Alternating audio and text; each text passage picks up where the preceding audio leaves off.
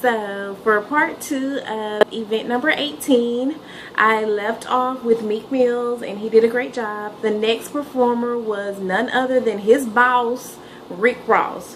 When Rick Ross hit the stage, I was like, who is that? Is that his baby brother? Because I know that ain't Rick Ross. Hunty, Rick Ross done lost about 180 pounds. I was like, what?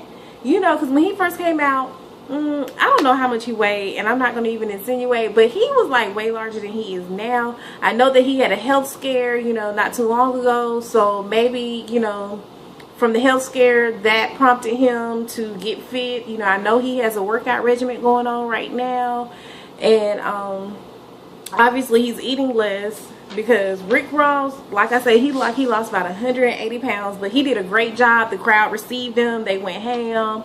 You know, Rick Ross is an ATLian now. He does have a home in Atlanta, but overall he did a great job. The next performer was DJ Drama. He did a great job. You know, DJ Drama, he's an ATLian, and he's an international DJ. Like, basically, he brought out a lot of people. He brought out Amigos. He brought out Q, you know, the dude that sings OJ Bobby.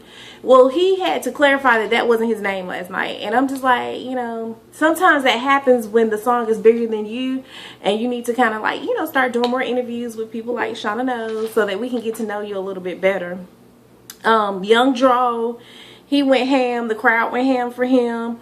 And then they brought out my boy Wiz Khalifa, and he sung We Them Boys. You know, that's one of my jams right now. The crowd went ham. Like, I don't even think people wanted him to lead the stage. Then YG performed next.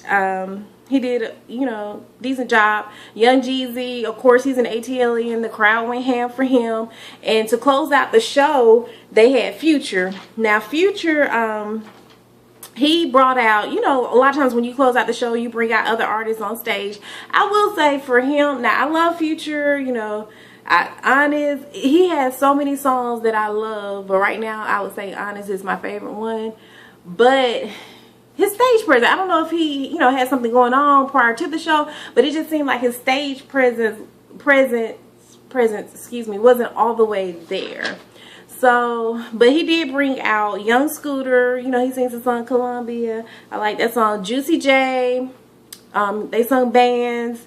Mike Will, you know, producer that I would say that Future kind of helped make famous.